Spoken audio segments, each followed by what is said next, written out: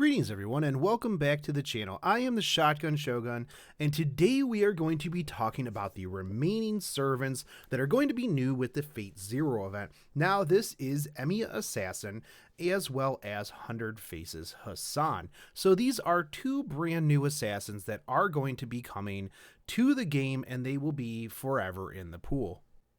Alright, so let's hop right into it with Emiya Assassin. Now, at 80, Emiya Assassin is clocking in at 8,958 attack, as well as 11,168 hit points.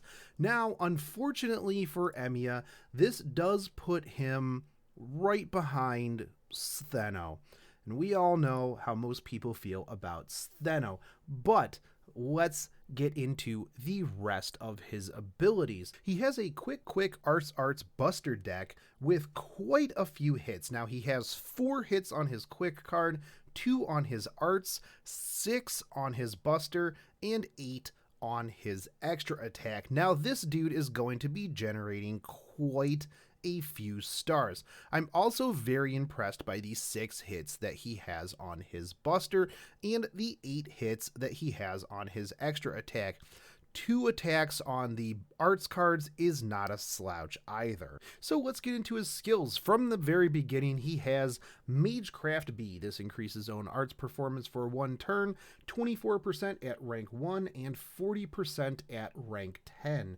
We are looking at a cooldown of 7 turns and 5 turns respectively. Now this is good as it will benefit him when he fires off his Noble Phantasm, as well as potentially having an arts chain, which then could lead to many more Noble Phantasms. The second skill that he has is the Affection of the Holy Grail A+.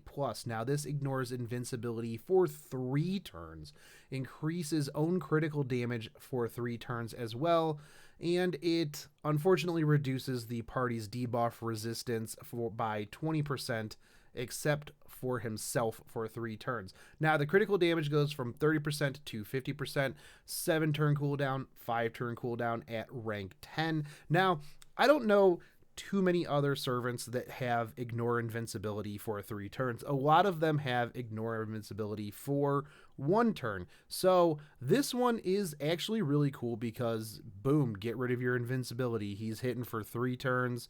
Awesome. Now on to the third skill. This is Scapegoat C. This is a taunt, draws attention of all enemies to 1 ally for 1 turn. Now, this is a targetable taunt. Now, if you watched my Angramainyu video, you would have noticed that I had said, you know, it would be really cool if you had a targetable taunt. Well, this does that. So you can fire off his Noble Phantasm, target him with this taunt, and then boom, you are good to go. Now, this does give you also, it gives you critical stars as well, 5 at rank 1 and 15 at rank 10. Now, let's take a look at his passive skills. He has Presence of Concealment A+. This increases his own critical star generation rate by 10.5, and he also has a star rate of 25.6 already. With those 4 hits on his quick card, this guy is going to just be cranking out stars for everyone else to use. Independent action A increases his own critical damage by 10%, so even if he's the one using them, fantastic, he's doing even more damage. Now, let's take a look at his Noble Phantasm. So this is Pick Ye Rosebuds While You May, Kronos Rose. This is an anti-unit arts card. It has 15 hits. That is crazy. I don't know that there are too many other NPs in the game that can boast this amount of hit counter on the Noble Phantasm. So what does it do? It deals damage to 1 enemy and reduces their NP gauge by 1. So we're looking at 900% damage at rank 1, 1500% damage at NP 5. This also has an overcharge effect of reducing critical attack chance for 3 turns by 10%, to 50%. So this is pretty cool. I'm not always a big fan of Art's Noble Phantasms, but the fact that this has 15 hits is just insane to me. I'm really looking forward to trying this out. I want to see how it works out and just how much damage this guy can do. Now, looking at his Ascension Materials, it's not too bad. You should have plenty of evil bones after the Da Vinci event. You should have more than enough hero proofs and void dust. He does take 6 bloodstone tears, but that is not unreasonable. Looking at his skills, though, is a little bit more rough. You're going to need 36 bones, 36 heroes proofs. You're going to need 20 homunculus babies, and you're going to need 8 hearts for every skill, which is a little bit of a price to pay when you start getting up there, because you can burn through bones and hero proofs very quick. So his Bond 10 CE is Where the Sun Cannot Reach. This increases the party's quick and arts performance by 10% while he is on the field. So he is a very arts and quick based servant, so this will help him out greatly, as well as the rest of your team. So overall, I do not think that he is the best assassin by far. His hit points and attack are semi-low compared to other 4 stars of his caliber, but as a crit star generator, I think that this guy is going to be fantastic. If you have the Street Choco made CE, this would be a good one to put on him because it increases his arts and his quick performance by 10%. It also increases healing received, so when he does get hit, you can throw some heals his way. Another one that would be good would be Imaginary Around. If you're using him as a crit star generator, this will help with those quick cards. You can also use Formal Craft in order to raise his arts if you're going to be trying to spam his Noble Phantasm. He has a lot of options that you can use with his kit. Overall, my feelings on Amia Assassin is I really like him, and while I'm rolling for Iskandar, if he comes, then fantastic. I will probably put some effort into him just to see what kind of teams I can put him on.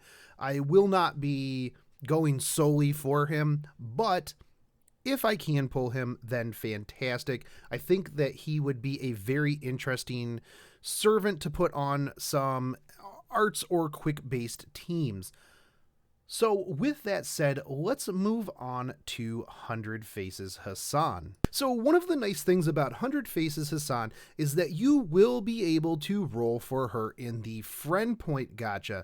Now, while you are rolling for Angramayu, you will be able to pick up 100 Faces Hassan.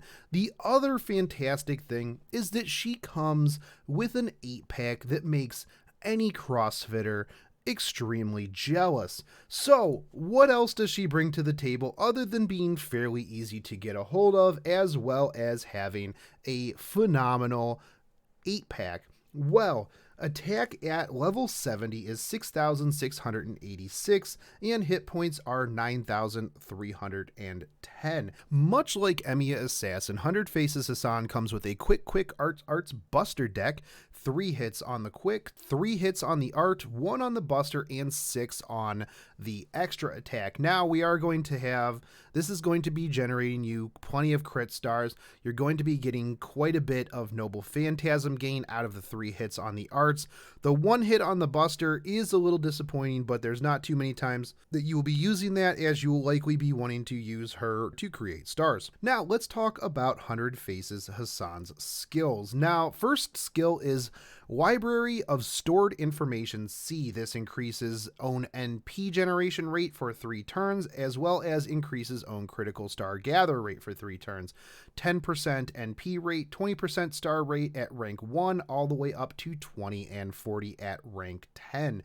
Now this will be good coupled with the arts cards in order to build that Noble Phantasm, and whatever stars she is generating, she will be able to gather up. Now, the second skill is Expert of Many Specializations A+. Now, this gives you a chance to increase own buster performance, quick performance, and arts performance by 30% for 3 turns, and gives you a self-evasion for 1 turn. At rank 1, this is a 60% chance.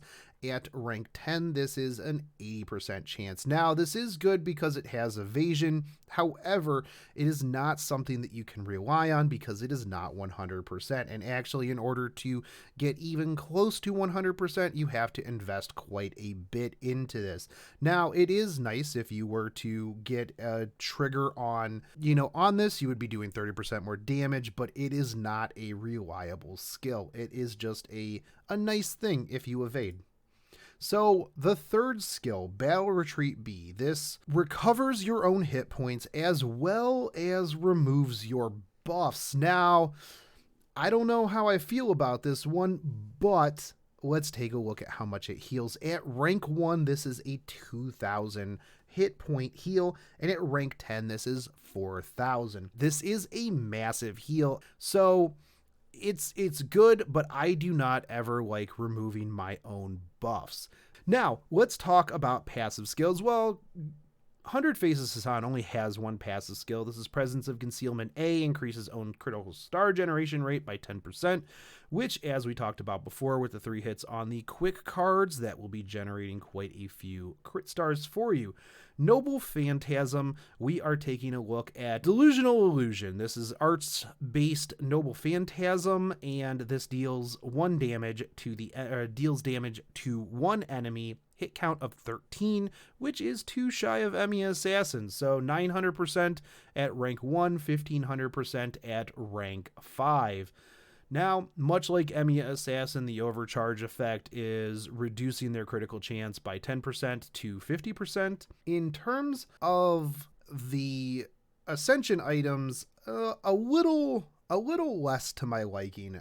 10 Void Dust, 7 Octuplet Crystals, you're looking at 9 Snake Jewels, and 5 Black Tars. For a 3-star, I never really like having to give up too many Snake Jewels. They're pretty precious for me, and the Black Tar is not the easiest thing in the world to get. Now, taking a look at the skills, this is even worse. So you are going to need 11 Octuplet Crystals, you are going to need 20 Void Dust, you are going to need 48 Unlucky Bones, as well as 10 Talons of Chaos for every skill.